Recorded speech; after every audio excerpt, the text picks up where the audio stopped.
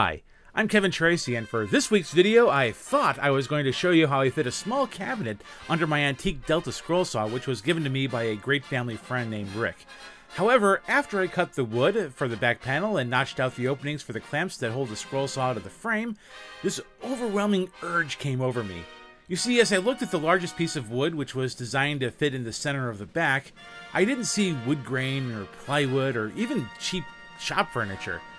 I saw a blank canvas. And like a wave crashing ashore, the artist in me just took over. This is still going to go in the scroll saw's frame, but now this video has become an art video, and the cabinet a ridiculously over-the-top dedication to Rick, an awesome guy whose gifts of the scroll saw and table saw to my shop enabled me to really get serious about woodworking. Now, what do I mean by over-the-top? I mean drawing a ridiculously oversized, huge portrait of Rick's head. Thankfully, I haven't been able to pick a theme for this YouTube channel, so I've been doing both art and woodworking videos, so if you're a subscriber for either reason, hopefully you'll enjoy this. And if you do me a favor and let me know by hitting that like button. And if you didn't like it, leave a comment and let me know why. I'm always trying to improve my videos, and your feedback is very much appreciated, even if you're being a jerk about it. So about 10 years ago, I first saw the art of Audrey Kawasaki, who creates beautiful drawings and paintings on wood. I've been inspired to try drawing something on wood ever since then. However, I've been so wrapped up in the MS Paint comic this past decade that I haven't spent much time at all at my drawing desk, and the opportunity to draw on wood has never really presented itself until now. If you're curious to see Audrey Kawasaki's work, I'm going to leave a link to her website in the description below. As a warning though, if your employer does not appreciate the fine arts, you may not want to go exploring her art until you're on your own time. Whereas this drawing is, for me at least, a test of what it's like to draw on wood, Audrey Kawasaki's art is much more refined. Here you see me simply drawing over wood grain, but she draws with the wood grain, using it to amplify the sense of motion and flow in her art. When I picked up this plywood at the Home Depot, it was incredibly smooth on one side. However, after putting it on my drawing desk, I noticed how rough the surface was. So after sketching some lines on the piece, I brought it back to my garage and sanded it down with 120, 220, and 400 grit sandpaper, making sure not to go through the top surface of the plywood. In addition to providing a slightly smoother drawing surface, the sanding also provided me with the opportunity to erase some of the unsightly construction lines and ill-placed sketch lines. Yeah, apparently drawing in MS Paint for too long, I forgot how to properly proportion a human forehead. My high school art teacher would have had a stroke had she'd seen that, so I'm going to intentionally cut that out from this video. To draw Rick's head, and inspired by some of the earlier works of Audrey Kawasaki, I decided to use colored pencil for this piece. Again, you see me using the same set of generic artist quality colored pencils from Hobby Lobby that I used for the World War II drawing last month. If you're at all interested in drawing on wood with pencil or color pencil, I have some advice for you. First, make doubly sure that you have a vibrant set of artist-grade colored pencils. When drawing on wood, especially softwood or plywood made from softwood species, pressing the pencil down too hard on the wood is just going to dent the wood surface, which is going to be unsightly. When I was a kid, I remember my sister and I would do our homework on our dining room table, and I remember writing and lifting the paper to my horror to see some of my homework answers engraved on the table. My mom never yelled at me, but I sure as heck expected it. However, it turns out that the tabletop was actually made from pine, which is to be expected. Besides that, even though I tend to be a heavy-handed artist, when you do that with colored pencils, you run the risk of burnishing the art, which provides a really deep color with tons of pigment, but it also leaves a different texture in the area where you do it, which can be distracting, and I'm just not a huge fan of the look of. Instead, I prefer to draw slowly and lightly add pigment to an area, overlapping colors as necessary to create shades, contrast, and depth until I reach the desired color density. The second bit of advice I want to offer is to make sure you're not running low on any of the colored pencils you're planning on using. Aside from my initial color swatch, the only time I've ever used these colored pencils was for that one piece of art, the World War II piece, so they were in really good shape and relatively new. However, even after sanding this wood surface down to a 400 grit sandpaper, the wood grain just ate through the colored pencils at an incredible rate. Now granted, some of this is due to the scale at which I was working. This is by far the largest portrait I've ever drawn with colored pencil, so it makes sense that I'm going to burn through much more colored pencil coloring something like someone's shirt than I would if I was simply doing a 1-to-1 scale or even smaller. However, the texture of the wood was, I think, more responsible in my opinion.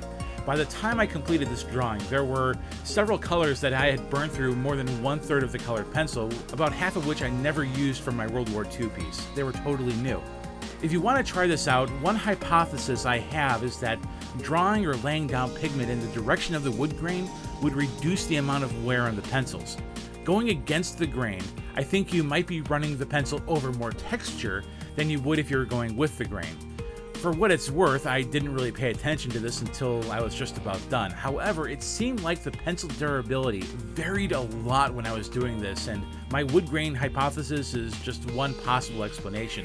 If you have any theories of your own or would like to debunk or confirm mine, please go ahead and leave a comment below. I'd be curious to learn about your experience.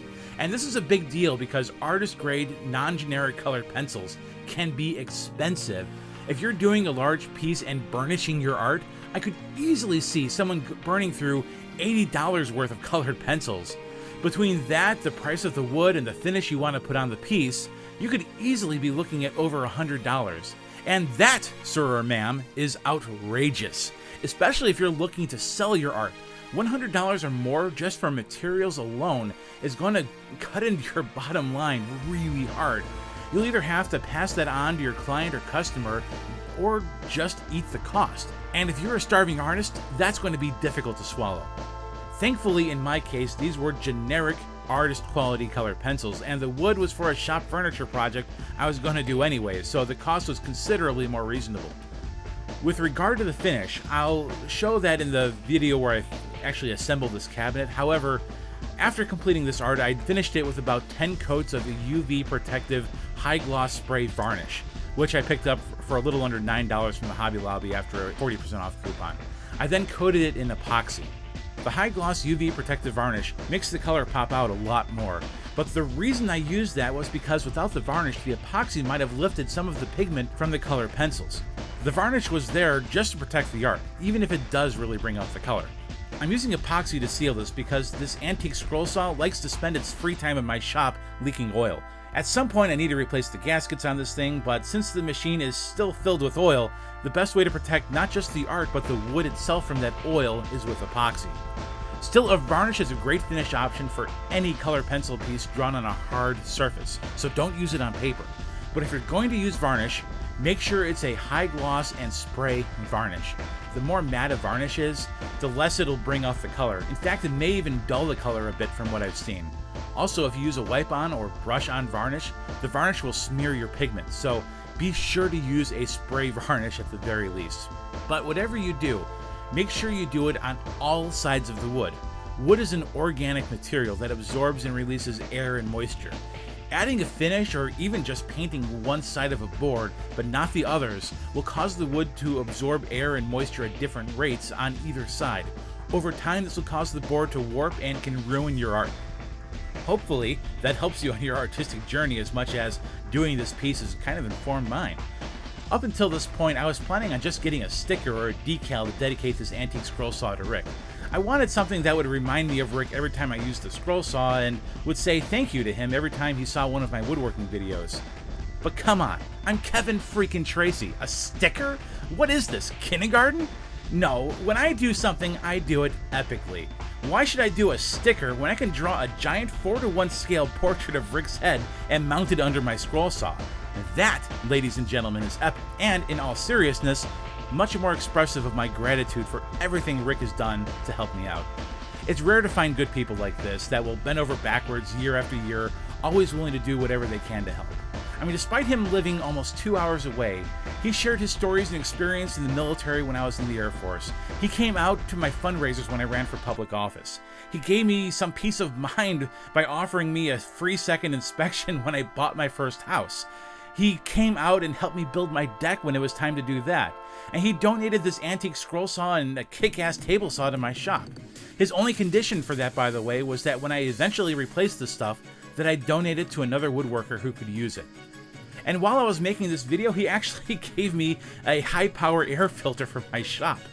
And it's not just me he's helped out, though. He spent a large part of his life helping others. In addition to serving in the Air National Guard, he made a career out of being a firefighter and worked as a public servant in municipal government. For decades, he's dedicated himself to helping the blind and deaf through the Lions Club, where he served in various leadership positions at local and regional levels. So yeah, this giant portrait of Rick's head might seem over the top, but he's gone over the top to help me and others for years. People like him deserve nothing less. Anyways, I'll finish the cabinet in another video, and link to that in the description below when it's done. But make sure you hit that subscribe button and turn on notifications so you don't miss it when I release that video. As always, let me know what you think in the comments below. If you have any questions, ask. I read all of your comments, and being a relatively small channel, I can still make it a point to reply to all of them. And hey, before you go, the video on the left is that World War II color pencil drawing and my review of these generic color pencils that I mentioned earlier. And on the right is a video that YouTube thinks you're going to like based on all their nerdy computer stuff. Either way, thanks for watching, and if you haven't yet, don't forget to subscribe.